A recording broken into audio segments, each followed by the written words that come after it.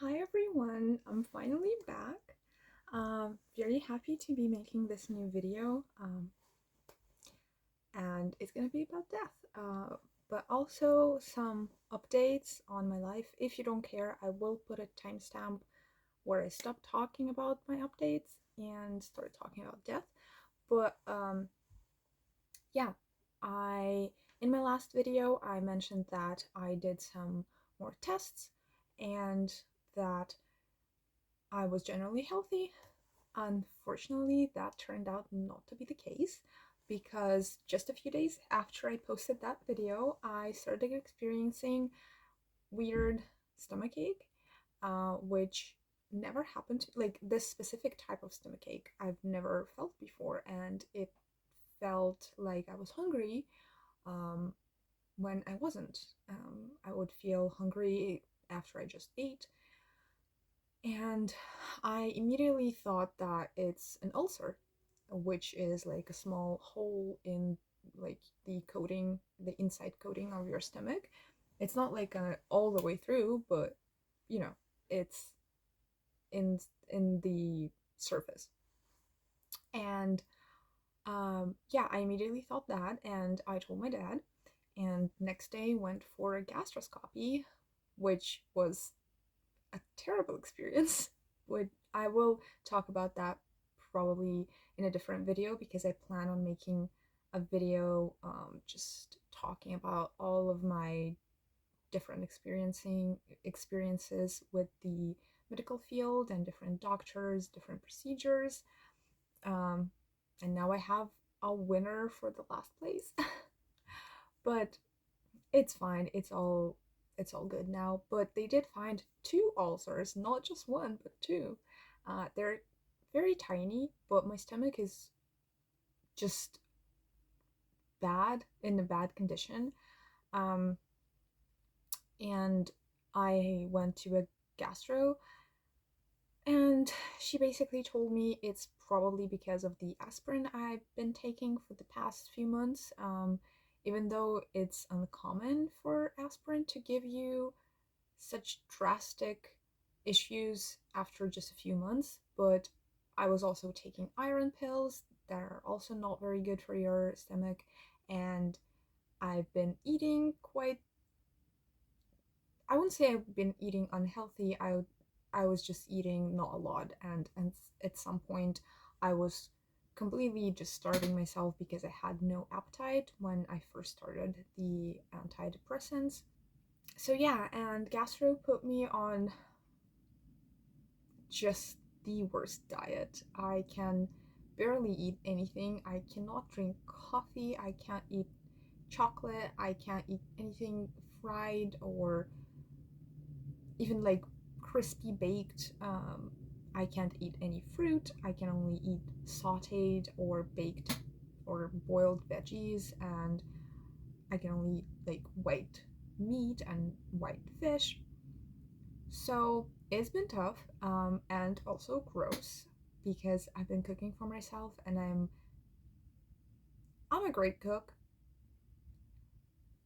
I'm an awful cook when it comes to healthy food and like diet appropriate food. Um, my dad's been no help since he keeps eating everything I make, even though he's on his own gastro diet, which is different from mine, and I don't know why he wants to eat like the only things I can eat, but that's okay. I love my dad. It's just, the struggles of living with a dad. Um, yes, and so I also just started two different antibiotics for my stomach, and they are making me just extremely sick. I had to take a sick leave at work because after I take my pills, I just I feel terrible. And right now I feel sort of okay because it's been like a few hours since I took my pills, which I did that on purpose because I wanted to make a video now that I have some free time on my sick leave. But I am gonna take my pills right after I finish this video, and I'm just gonna be So I don't feel sick, but I feel like my pills are making me sick. So yeah, I've been struggling with that, but it's all fine. Like I still feel blessed to even have those issues, because it could have been much worse. I have cancer after all, so it could have been much worse. But yes, these are the issues I'm gonna have to face um, now that I have my cancer diagnosis. It's not that the cancer itself is extremely dangerous, it's more that it just affects everything else, and uh, it's just, yeah, snowballing. But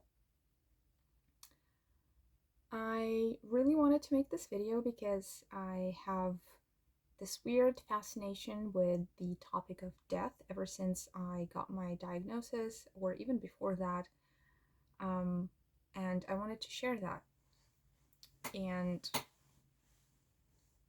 I will preface this by saying that this is my experience, and I do not want to die. I don't want people to want to die after watching my video, but I am in a pretty unique situation when it comes to this thing. So I just wanted to share my thoughts and see what you guys think. Um, I really want to discuss it with people because it's fascinating to talk about. So before I got on my cancer journey, I was pretty normal about death. I didn't really experience a lot of deaths in my life. Like the three major ones I've experienced were my grandma died when I was 13, but I didn't really feel it because I was not close to her at all. Um, I felt bad for my dad because it was his mom, but it didn't feel like I lost someone because I can count on my fingers the times I've seen my grandma. So I was pretty much okay. And then one of my friends died very young, went for a heart transplant, never came out of it. Um, that was the first time where I felt like death is near, and it's somewhere like close, and it can happen to even just young people. We were 20 years old, and unfortunately he died. It put me in a very weird mental space for a while, where I thought that someone else was going to die. Like I felt this breath of death everywhere, and my mind jumped to my granddad, who was sick at the time, and we were all kind of aware that he was on his way out, but he wasn't dying by any means. But I felt like he was, and I started almost mourning him before he even died, and he actually died 2 years later. And I was fine by then because I've cried so much and I've mourned so much before that he was. And it's awful to say, but sometimes we feel awful things, and that's just part of the experience. He was pretty much dead to me by the time he actually died.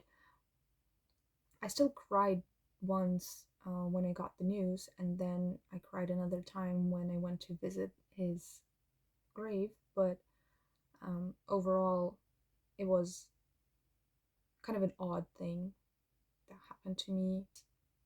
And I guess a bonus thing happened to me when I lost my cat. Uh, that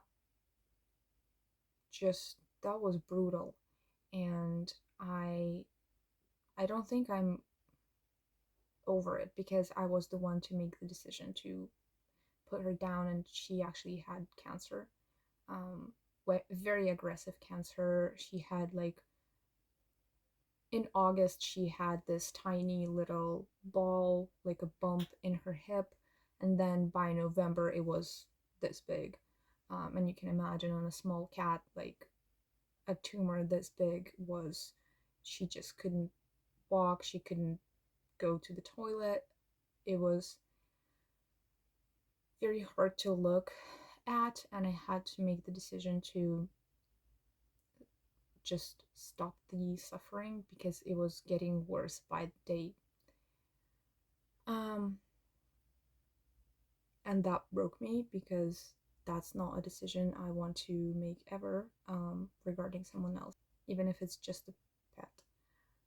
So yeah, and now we get into the story of what happened to me while I was getting diagnosed. I was extremely scared and I thought I was gonna die. I straight up thought, this is it. I have maybe a year, a few years left. And even though people around me would constantly tell me, like, you're not dying, you're young, healthy, this is probably something minor, that would just make me mad because it felt like they were invalidating my fears. And I felt validated in my fears because when you're going through a process of getting diagnosed with cancer, it's understandable if you think about death and dying. Um, Not in a way that I was giving up hope, but I just felt this fatalism in my soul. I felt so sorry for myself. I thought, wow, I just started my life. I'm 25. I graduated when I was 24. This is sort of the first year of like freedom for me, and it's already being taken away. And I felt so wronged, and that life was so unfair. And the funny thing is, I felt very upset by the fact that I didn't have money and I couldn't just go and spend my last months, my last years just traveling around the world and getting all the experiences I've never got to take before. And it just felt, wow, I can't even treat myself to that. Which is, in hindsight, like kind of stupid, but also that's okay. That's okay because it's an incredibly hard thing to comprehend, like your own mortality. And I know that everybody knows that they're gonna die at some point, but it's not the same as when you actually feel it. And that certain feeling of the breath of death came back, but it came back way stronger because now it was breathing down my neck, down my spine. I felt it every day. I thought, I'm just living through my last year or my last months. And then my antidepressants started working, and made everything easier. And then also, as I went on with the diagnosing process, and my doctor would keep telling me, like, you're not gonna die. Even if you have cancer, it's gonna be okay. You're gonna live a long life. It's not the cancer that's gonna kill you in a few years. And I started believing him because I've developed this weird sort of cult around my doctor. Like, he can do no wrong. He is just a saint in my eyes. And I know that's not true, but that's just how I perceive it emotionally. So he did a great job in telling me I'm not gonna die. And the fear and anxiety that I had around death sort of moved into depression and the feeling of hopelessness, because even if I wasn't going to die anytime soon, I was still sick and I still had something wrong with me, and I still do. And that made me question a lot of things, like, will I ever be able to find love, or will I ever be able to start a family, and all the important questions like that. And yeah, it made me go just numb and hopeless. And then I came across a video on YouTube that was a person talking about their experience with dying and coming back. I watched it and I loved it. It was so beautiful. Everything this man said, that it was extremely just beautiful. And I started watching more videos from other people, and I've noticed a lot of similarities between their stories, even if they had like sort of a different way of describing it. It was always a very similar scenario and a very similar feeling that they were getting across. Even the ones that had like terrible experiences with like going to hell, uh, then they would have a great experience with coming from hell to this sort of heaven. Or pretty much everybody mentioned that it was home. It was like they came home, and that a lot of them um, also said that they they are excited to go back, and they didn't want to leave when sort of the clinical death ended and they had to come back to life. They A lot of them said that they didn't want to leave. So if you're interested, you can just search it on YouTube, like near death experiences or dying coming back to life. There's a billion videos from a billion people talking about it. And I actually have a friend that died twice.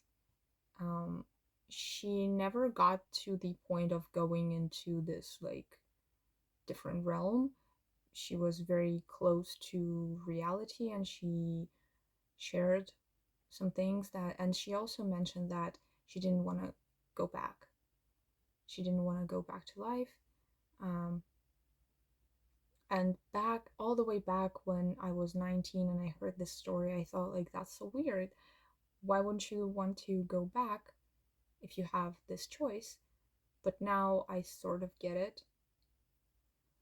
And at this point, I can say that I believe death is one of the more beautiful experiences, yet we fear death and we don't celebrate it because it's the unknown. But maybe if we listened a little bit more to people who have experienced it, we would not be as afraid because it wouldn't be as unknown. And I now feel that death might be very peaceful and very soothing and happy, like coming home. What I fear is suffering before death. What I fear is a bad life,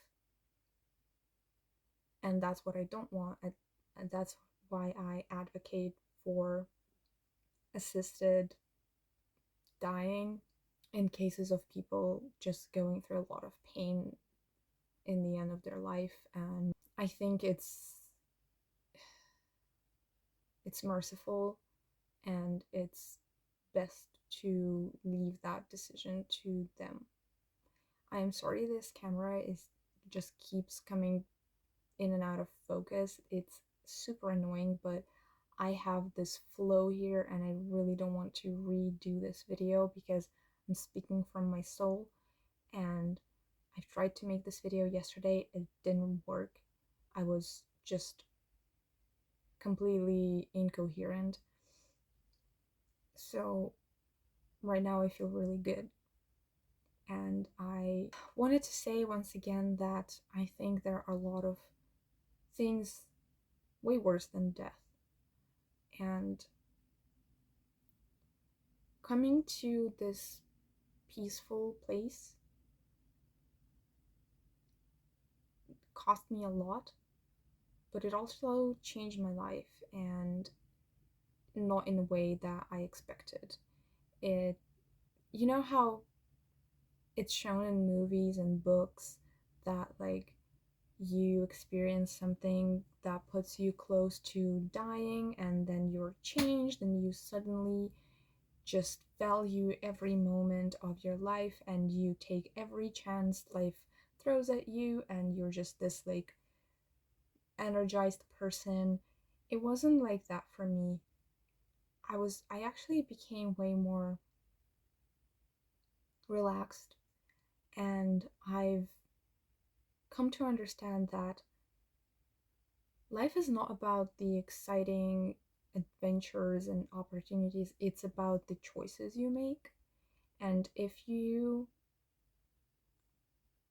authentic to yourself and you just want to just spend your life boring lying in bed, there's so much beauty in that, because that is you actively pursuing your ability to make choices for yourself. And I still want to travel, I still want to build my career, I want to make love and make new friends and all of that. But when I feel like I'm not doing enough, I am being lazy or I'm being unproductive, I don't judge myself anymore, because the fact that I'm able to do that excites me so much and makes me so grateful that I don't think I should spend my life judging myself for the choices I make. I also went to the special therapy for cancer patients, and that um, helped me a lot. Not so much with my death related thoughts, but just in general, with just coming to terms with my new diagnosis. And I will make a video on that. I know I promised, and I will do that. But I know this video has been all over the place and probably also incoherent, but I feel good about it, and I feel like everything I said is very true to me, very true to myself, very authentic. And this lesson of authenticity has been the biggest for me in this whole process. Again, this is all just my opinion and my views on it. I do not fear death. I think I will be that person that once I step on the path towards death, I will welcome it as an old friend. And if I ever get very sick and be in a lot of pain, I will probably want to just end it. Right now, I don't want to, and I don't think about like wanting to die. I'm just very, I'm just very peaceful and very okay with the thought of eventually dying, and it doesn't scare me. It doesn't make me want to like anxiously start doing things and like taking all life has to offer, because again, the biggest thing life has to offer is the freedom to choose how you live it, and the freedom to become whoever you want to become. And I think society puts a lot of pressure on us to make the most out of it. But I don't want to succumb to that. And I can say that my life's been way more peaceful and way more just happy and exciting since I came to these realizations. And yeah, I really want to know what you think about it. I hope I didn't offend anyone, and I hope I didn't trigger anyone by talking about death. If I did, why would you watch a video about death in the first place? But I'm also sorry. And yeah, that's all I have to say for now. It's a process. My views might change in the future, but as of right now, I'm very happy and I'm very satisfied with the point I'm at regarding death and the fear of death. So, thank you for watching this video. Hopefully, I will make more videos soon, but if I don't blame me. I am going through a lot. I also have a job, and I also just I want to make my videos again authentic, and that can only happen when I feel good in my heart about making a video. So, till next time, bye.